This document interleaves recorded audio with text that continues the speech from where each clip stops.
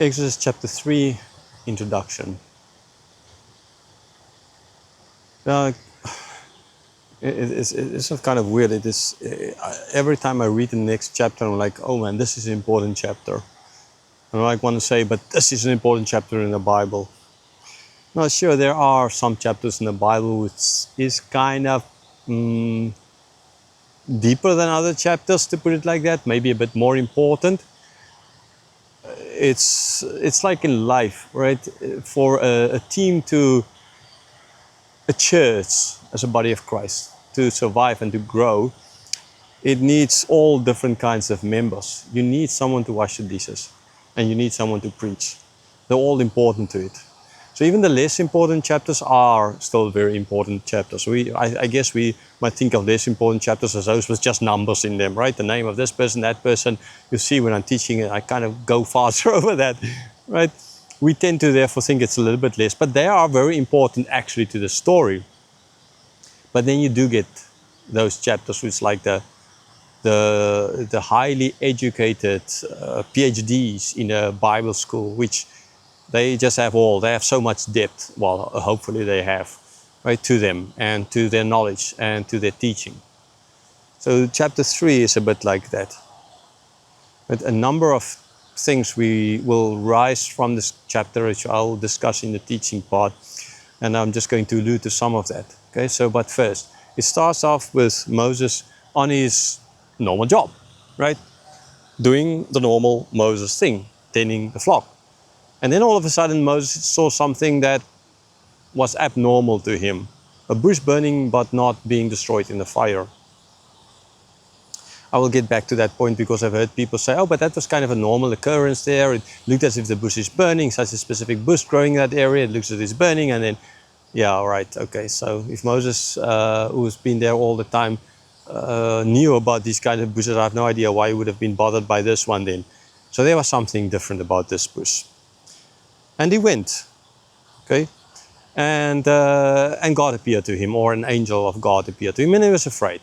Right, so a few things that we already see here is, or that what I'm going to discuss in the teaching session is a question of what was the thing that led Moses there? Is inquisitiveness, is that the thing? Right, so in other words, the fact that the Jews were led out of Egypt ultimately was because Moses was just so, he just wanted to see, okay, what's going on here? What would have happened if Moses was not that inquisitive? Like, I don't care, it's just a burning bush kind of idea. Even if it's, I don't mind, I flock to 10. Right? So what would have happened? We'll get back to that in the teaching part. The other thing is reaction to God, fear. Right? We just this morning had, after the church service, after the sermon, a discussion in smaller groups as they do here in the church I go to when I'm here in Thailand, a discussion concerning fear and the fear of God right here. And as the sermon they were preaching the sermon, and afterwards as we were discussing, I was like, wow, okay, this fits so perfectly again with a part of this chapter, and that is about the fear of God, right? And so we'll get back as well to that concept of fear. Then we see as well the fact that the people in chapter 1, we saw that they forgot about the Egyptians, right, about Joseph and all the rest of the fathers. They died out. And now in this chapter, right, God is going to say, I am the God of Abraham, Isaac, and Jacob, right? Not a God of people who have been forgotten. That is as well a very important point that we're going to look at. It might feel as if you're forgotten, but God, unlike the world, He doesn't forget. Right, then God tells Moses that he needs to go back. He needs to go back and tell the people. He needs to go and say to the people that the God of Abraham, Isaac, and Jacob appeared to him, and he heard all, and he saw, and we will get back as well to that point of, did God not before see? Did God forget? Did God have to hear things? Does God need to learn any things? I mean, there's so much in this. But anyhow, then Moses is like, no, I'm not going to go and tell them that, because in the next chapter as well, you're going to see that Moses did. Nah, I would rather just forget about all this whole bush burning and this what you said, God. I will kind of just keep on tending the flock here. Right? He didn't say that, but that is what surely is going to come out in this chapter and in the chapter after this, especially in the chapter after this.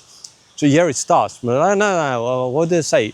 Okay, and then verse 15. The important point of God giving His name, right? Saying, I am who I am. I am sent you. Now, yes, we will get back as well to that because this is very important. God here giving His name, Yahweh, or Jehovah, or whatever, Jehovah, Yahweh. We don't exactly know. As well, I tend towards more the Yahweh part, but well, that word that is translated as Lord, L-O-R-D, in all caps in the Old Testament, right? That name of God. And so Moses, no. This is the name God given. Why did Moses ask for that? Well, we'll get back to that part as well. I hope I'll get back to all these parts. If not, then throw me a message or something. Just don't hit me in the head. Anyhow, and so God as well then told Moses to go and speak to Pharaoh and tell the Pharaoh to let his people go. No, he didn't say let my people go. He said let them go for a 3-day journey to come and worship on this mountain. But there's no let my people go for good kind of video. Though earlier in the chapter and here after this, God is going to tell him that I'm leading you not just to this mountain Horeb to come and pray to me and worship me. I'm actually leading you back to the land of milk, flowing with milk and honey. What does that mean? Right? You can imagine the land, rivers full of milk. Okay, I think the rivers might go bad because milk doesn't stay, if it's real milk, doesn't stay good for too long. Anyhow, and so God clearly had the plan of sending them off back to Canaan. So why is God saying like, tell Pharaoh just for 3 days journey so you can come and worship here? Okay, we will get back to that point as well. Right, and then, that is basically what in this chapter is ultimately then about. So let's continue then in a different spot here in this King Rama IX Park and try and delve deeper into all these and other subjects that will come from this very important chapter.